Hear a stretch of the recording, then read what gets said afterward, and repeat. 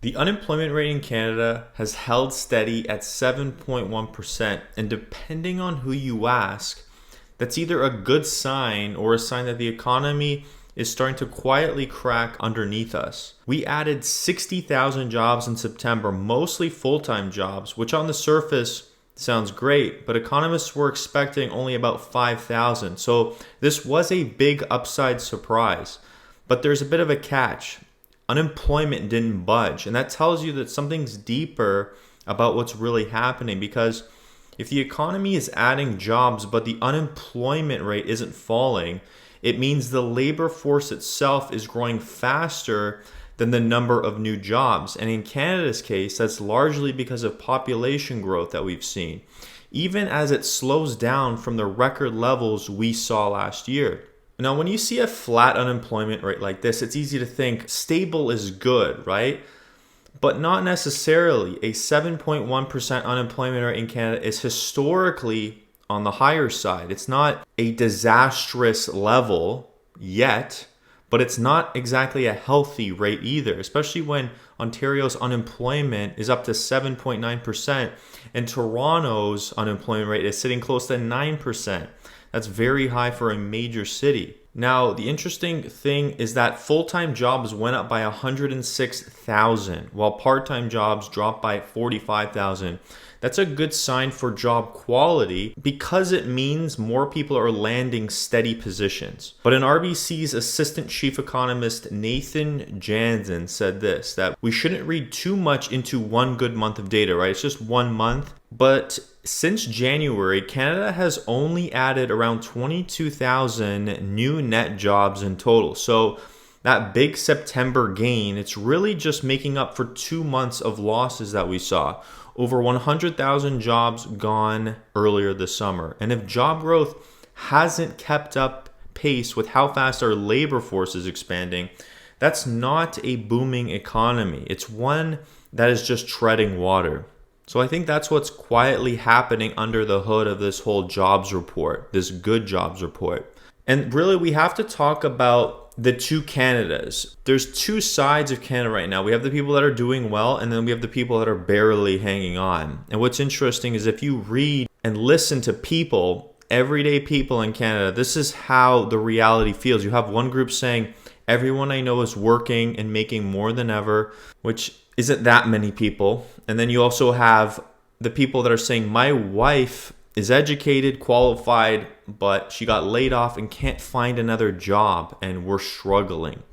So both of these sides are true. There are really two Canadas right now. And if you're in the right sector, let's say government healthcare, or let's say some sort of tech adjacent sector, you're probably doing fine or actually thriving right now. But if you're in construction, manufacturing, or retail, it's a completely different story, because manufacturing actually added 28,000 jobs in September.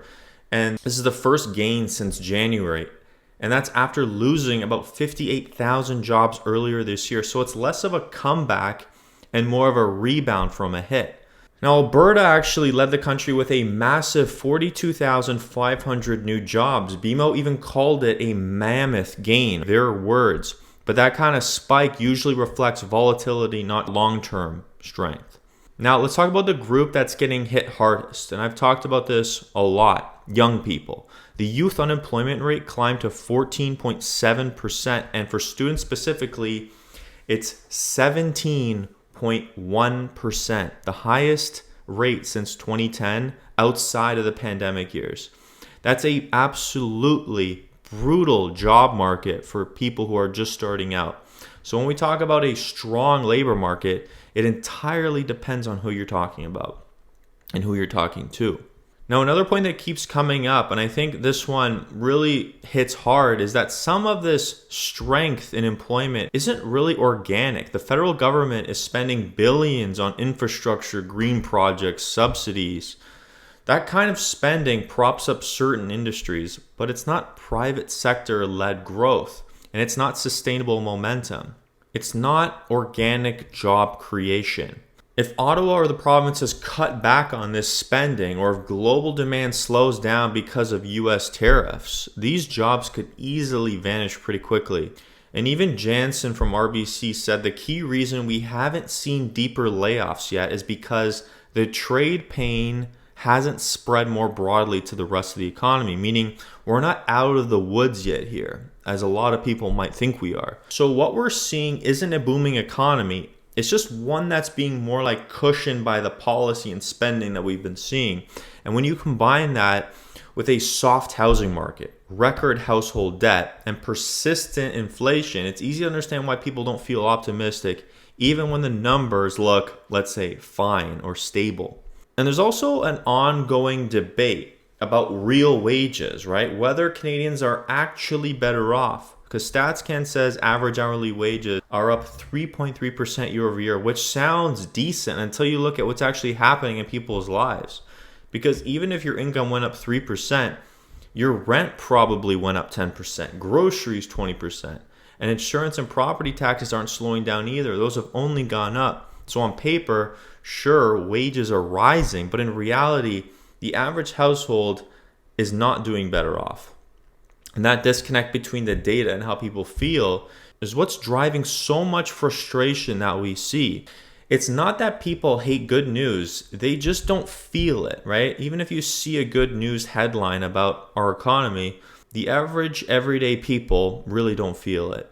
So here's how I see this. A flat unemployment rate isn't bad, but it's not a sign of a healthy economy either. It's more of a pause between the two sides of Canada that we see. On one side, you got full-time job growth, steady wages, and a Bank of Canada that might still cut rates again later this month in October, depending on what inflation does on October 21st. And of course, on the other side, you have families struggling to keep up, qualified people who can't find work, and a cost of living that keeps climbing faster than pay. And then you also have the students and the youth who are really struggling, who can't even get their careers off the ground, okay? 17% unemployment rate. It's unbelievable, really. I would say the real takeaway isn't that unemployment is stable. It's that stability itself doesn't mean security. And we're in this weird middle ground where the numbers look fine, but people don't really feel fine. And until opportunity feels attainable again for everyone, until the economy starts creating real private sector driven jobs, right? These neutral reports will just keep feeling completely disconnected from reality. And that's what we're seeing right now. We're not seeing a strong economy, but really an unsteady one, and one that has a very clear two-sided effect to it. And really an economy that's being held together by population growth, government spending, and a whole lot of hope for lower rates. So let me know what you guys think of that.